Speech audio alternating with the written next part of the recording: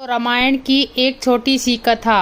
रावण के वध के बाद अयोध्यापति श्री राम ने राजपाट संभाल लिया था और प्रजा राम राज्य से प्रसन्न थी।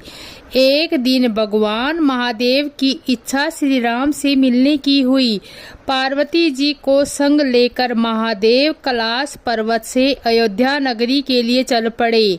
भगवान शिव और मां पार्वती को अयोध्या आया देखकर श्री सीताराम जी बहुत खुश हुए। माता जानकी ने उनका उचित आदर सत्कार किया और समय भोजन बनाने के लिए रसोई में चली गई।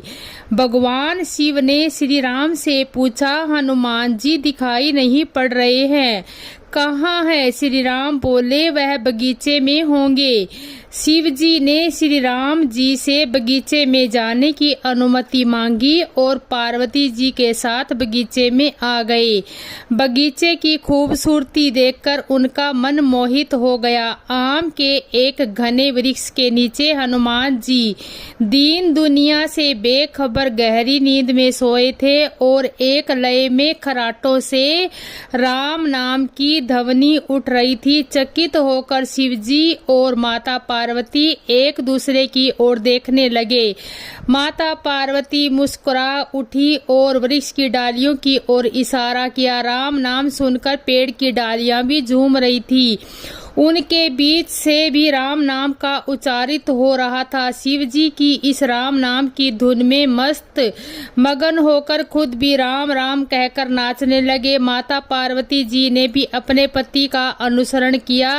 भक्ति में भरकर उनके पांव भी थिरकने लगे। शिव जी और पार्वती जी के नृत्य से ऐसी झनकार उठी कि स्वर्गलोक के देवता गण भी आकर्षित होकर बगीचे में आ गए और राम नाम की धुन में सभी व्यस्त हो गए। माता जानकी भोजन तैयार करके प्रतीक्षा कर रही थी, परंतु संध्या गिरने तक अतिथि नहीं पधारे तो वह अपने देवर लक्ष्मण को बगीचे में भेजा। लक्ष्मण जी ने तो अवतार ही ले लिया और राम की सेवा के लिए अतः बगीचे में आकर जब उन्होंने धरती पर स्वर्ग का नजारा देखा तो खुद भी राम नाम की धुन में झूम उठे।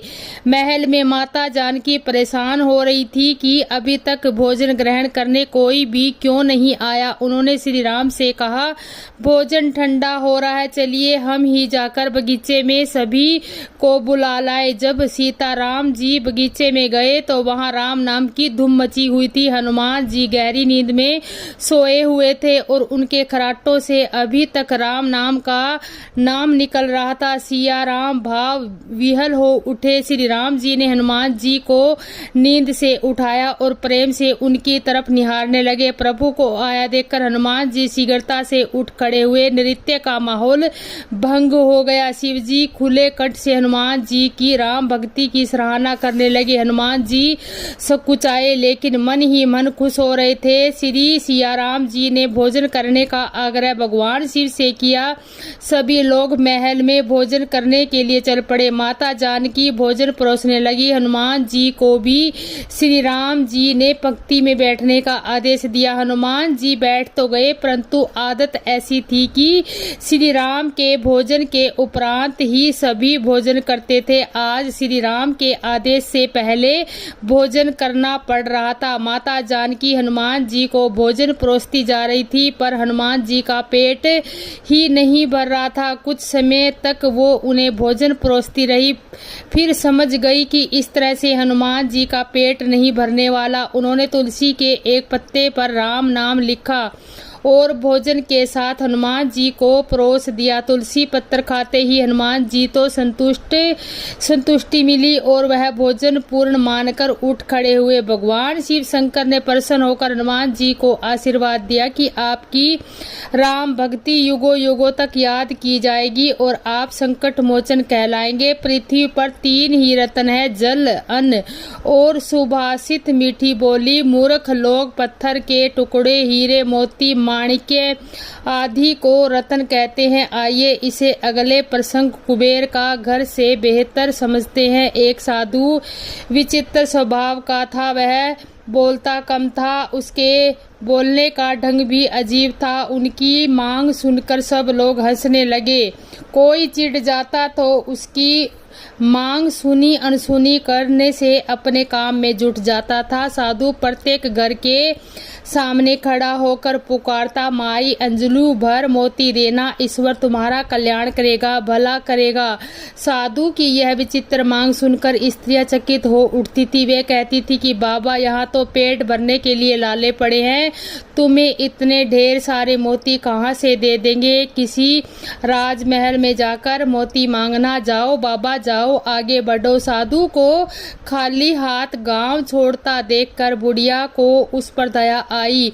बुढ़िया ने साधु को पास बुलाया। उसकी हथेली पर एक नन्हा सा मोती रखकर वह बोली, साधु महाराज, मेरे पास अंजलू भर मोती तो नहीं है, नाक की नथनी टूटी तो यह एक मोती मिला, मैंने इसे संभाल कर रखा था, यह मोती ले लो। मेरे पास एक मोती है, मेरे गांव से कोई खाली नहीं जाना चाहिए, इसलिए तुम्हें सौंप रही हूँ, कृपा कर इसे स्वीकार करे, हमारे गांव से खाली हाथ मत जाओ। बुढ़िया के हाथ का नन्हा सा मोती देखकर साधु हंसने लगा। उसने कहा, माताजी, यह छोटा मोती मैं अपनी फटी हुई झोली में कहाँ रखूं, इसे आप अपने पास रखना। ऐसा कहकर साधु उस गांव से बाहर निकल पड़ा। दूसरे गांव में आकर साधु प्रत्येक घर के सामने खड़ा होकर पुकारने लगा, माताजी, प्याली भर मोती देना, ईश्वर तुम्हारा कल्याण करेगा। साधु की यह विचित्र मांग सुनकर वहां की स्त्रियां भी अचंभित हो उठी। वहां भी साधु को प्याली भर मोती नहीं मिले। अंत में निराश होकर वह वहां से भी खाली हाथ जाने लगा। उस गांव के एक छोर में किसान का एक ही घर था। वहां मोती मांगने की चाह उसे घर के सामने ले गई। माताजी, प्याली भर मोती देना, ईश्वर तुम्हारा भला करेगा। साधु ने पुकार लगाई। किसान सहसा बाहर आया। उसने साधु के लिए ओसारे में चादर बिछाई और साधु से विनती की, साधु महाराज पधारिए, विराजमान होइए।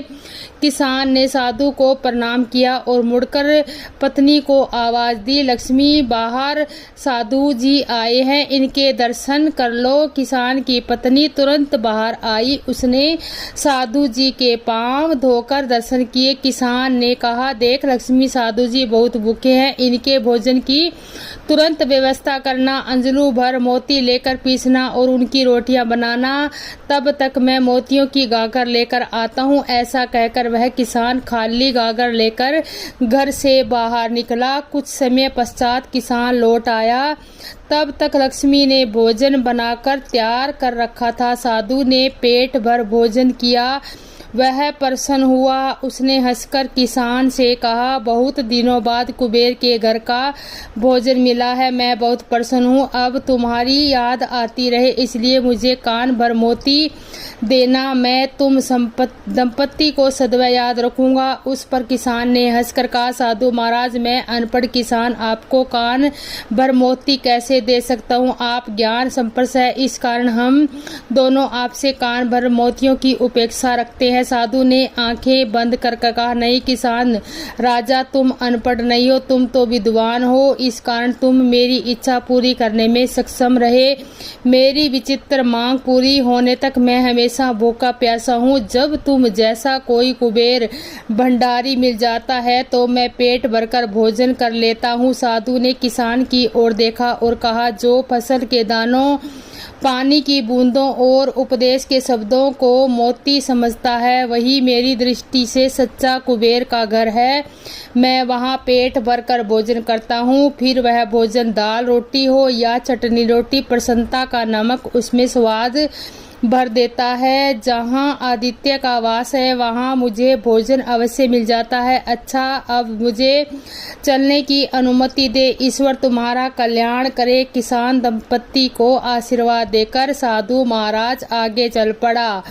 नित्य लीला सतली श्री राम वृंदावन के काम्यवन में श्री जय कृष्णा दास बाबा जी गोप बालकों के उत्पाद से तंग आकर बिमल कुंड के किनारे एकांत कुटिया में रहकर भजन किया करते थे। जय श्री कृष्ण दास बाबा की हर समय भजन में लीन रहते। केवल एक बार मधुकरी के लिए ग्राम में जाया करते और शेष समय दिन रात हरि नाम जपते। एक दिन मध्याह्न में सिद्ध जय श्री कृष्ण दास बाबा जी की अंतरक्त सेवा में ठाकुर जी की एक ऐसी घटना घटी कि वे कृष्ण विरह से व्याकुल होने लगे।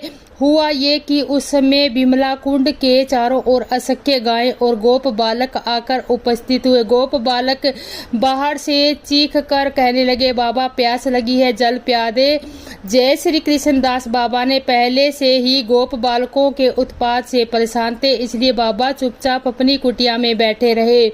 पर ठाकुर जी कहाँ मानने वाले थे, अपने गोप संख्याओं के साथ तरह तरह के उत्पात करने लगे। कुटिया के दरवाजे पर पास आकर बोले, अरे ओ बंगाली बाबा, हम जाने हैं तू कहाँ है, भजन करे है। दयाहीन बाबा कसाई के बराबर होए। अरे बाबा कुटिया से बाहर निकलकर जल पिला दे, हमको बड़ी प्यास लगी है। अब गोप बालक बाबा को परेशान करने लगे। जय श्री कृष्ण दास बाबा बालकों से उत्पाद से क्रुद्ध हो लकड़ी हाथ में लेकर कुटिया से बाहर निकल गए। जय श्री कृष्ण दास बाबा जैसे ही कुटिया से बाहर आए तो देखा कि कुटिया के चारों ओर तरफ असंख्य गाय और गोप बालक है। सभी गोप बालक एक से एक बढ़कर सुंदर, एक से एक बढ़कर एक अद्भुत और मनमोहक श्रृंगार। उन गोप बालकों को देखकर जय कृष्ण दास बाबा जी का क्रोध ठंडा पड़ गया। जय श्री कृष्ण दास बाबा ने गोप बालकों से पूछा, लाला तुम सभी कौन गांव से आए हो? सभी बालकों ने एक साथ जवाब दिया, नंदगांव थे। बाबा ने एक बालक को पास बुलाकर प्रेम से पूछा, तेरा क्या नाम है? बालक ने कहा, मेरा नाम कन्हैया है। एक और बालक से बाबा ने पूछा, लाला तेरा क्या नाम है? बालक ने कहा, बलदाऊ। मेरा नाम बलदाऊ है। तब गोप बालक कन्या से कहा, देख बाबा जी पहले पियाए दे, पाछे बात करियो। बाबा ने स्नेह परवश और करुदे गोप बालकों को जल पिला दिया। बालक ने कहा, देख बाबा हम नित्य कितने दूर से आवे हैं, प्यास से जाए हैं, तू कछु जल और बाल भोग राख्यो कर। नहीं रोज रोज आकर उत्पादी नहीं करना। कहते हुए बाबा कुटिया में चल पड़े। बाबा कुटिया में जाकर सोचने लगे, ऐसे सुंदर मनमोहक बालक और ऐसी सुंदर गायें तो मैंने कभी नहीं देखी, न कभी ऐसी मधुर बोली ही सुनी है। यह इस जगत के था या किसी और जगत के? यह सब सोचते हुए जय श्री कृष्ण दास बाबा जी उन गोप बालकों को एक बार फिर देखने को जैसे ही कुटिया से बाहर निकले, वहां न गायें थी ना ही कोई गोप बालक। दूर दूर तक गायों तथा बालकों का कोई निशान नहीं थे। जय श्री कृष्ण दास बाबा दुखित और अनुपत होकर अपने दुर्भाग्य और गोप बालकों के प्रति अपने अंतिम वाक्य रोज रोज आकर आपादी नहीं करना की बात सोचते सोचते आविष्ट हो गए। बाबा रात भर प्रियतम की याद में विसर्जन करते रहे। उसी समय भगवान श्री कृष्ण बाबा के सामने उपस्थित हो उन्हें सांत्वना देते हुए बोले, बाबा दुख मत कर, कल मैं तेरे पास आऊंगा। तब जय श्री कृष्ण दास बाबा जी का आवेश भंग हुआ और उन्होंने धैर्य धारण किया। दूसरे दिन वृद्धा व्रजमाई जय कृष्ण दास बाबा की कुटिया में गोपाल की एक मूर्ति लेकर आई और बाबा से बोली, बाबा मोपे अब गोपाल की सेवा ना होए, बाबा आज से तू मेरे गोपाल की सेवा किया कर। जय श्री कृष्ण दास बाबा ने कहा, माई मैं कैसे इनकी सेवा करूंगा, रोज सेवा की सामग्री और भोग कहाँ से लाऊंगा? बाबा तू बस सेवा किया करना, सेवा की सामग्री मैं रोज आकर लाऊंगी जाऊंगी।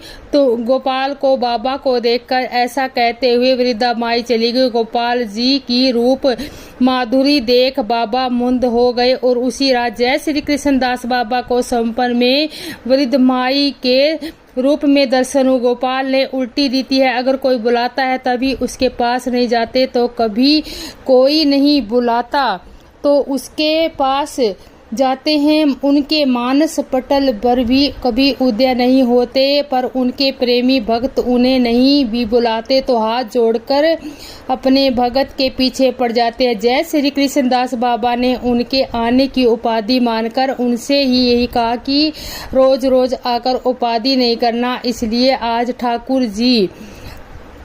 ठाकुर